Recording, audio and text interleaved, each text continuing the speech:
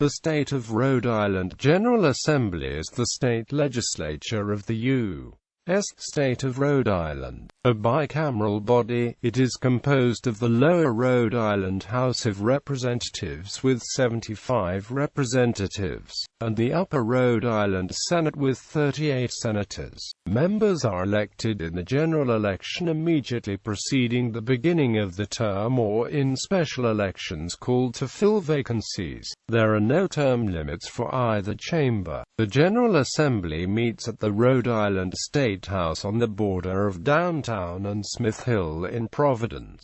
Smith Hill is sometimes used as a metonym for the Rhode Island General Assembly. History: Early independence. On the 12th of June 1775, the Rhode Island General Assembly, meeting at East Greenwich, passed a resolution which created the first formal, governmentally authorized navy in the Western Hemisphere. It is voted and resolved that the Committee of Safety be, and they are hereby, directed to charter 2 suitable vessels, for the use of the colony, and fit out the same in the best manner, to protect the trade of this colony.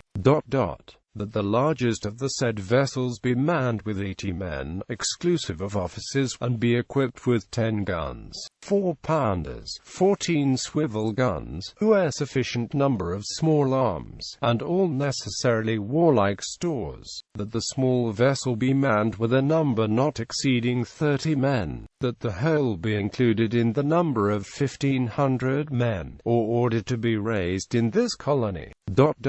That they receive the same bounty and pay as the land forces. The Rhode Island General Assembly was one of the 13 colonial legislatures that rejected British rule in the American War of Independence. The General Assembly was the first legislative body during the war to seriously consider independence from Great Britain. On May 4, 1776, 5 months before the Continental Congress formally adopted the United States Declaration of Independence, Rhode Island became the first colony of what would soon be the future United States to legally leave the British Empire. William Ellery and the first Chancellor of Brown University, Stephen Hopkins, were signatories to the Declaration of Independence for Rhode Island. A decisive march ending with the defeat of British forces commanded by Charles Cornwallis began in Newport, Rhode Island, under the command of French forces sent by King Louis XVI and led by the Comte de Rochambeau. The American forces in the march were jointly led by General George Washington. The march proceeded through Providence, Rhode Island, and ended with the defeat of British forces following the siege of Yorktown at Yorktown, Virginia, and the naval battle of the Chesapeake.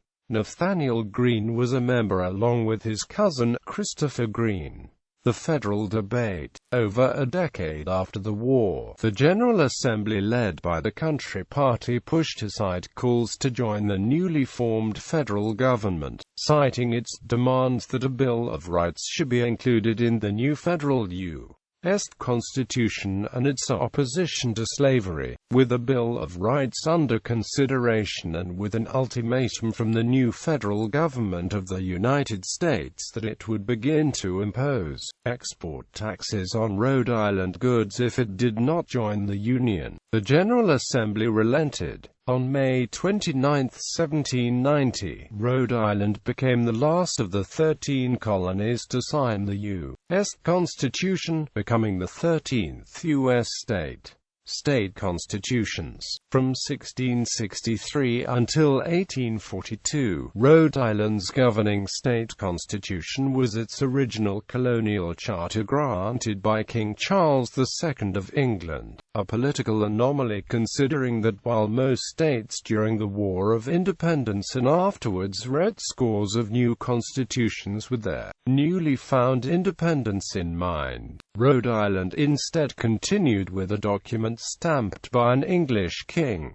Even nearly 70 years after U. independence, Rhode Island continued to operate with the 1663 Charter, leaving it after 1818 the only state whose official legal document was passed by a foreign monarch. While the 1663 Charter was democratic considering its time period, rising national demands for voting suffrage in response to the Industrial Revolution put strains on the colonial document. By the early 1830s, only 40% of the state's white males could vote, one of the lowest white male voting franchise percentages in the entire United States. For its part, the General Assembly proved to be an obstacle for change, not eager to see its traditional wealthy voting base shrink. Constitutional reform came to a head in 1841 when supporters of universal suffrage led by Thomas Wilson Dorr, dissatisfied with the conservative General Assembly and the state's conservative governor, Samuel Ward King, held the extra-legal People's Convention, calling on Rhode Islanders to debate a new liberal constitution. At the same time, the General Assembly began its own constitution convention dubbed the Freemen's Convention, making some democratic concessions to Dorr supporters while keeping other aspects of the 1663 Charter intact. Elections in late 1841 and early 1842 led to both sides claiming to be the legitimate state government, each with their own respective constitutions in hand. In the days following the highly confusing and contentious 1842 gubernatorial and state legislature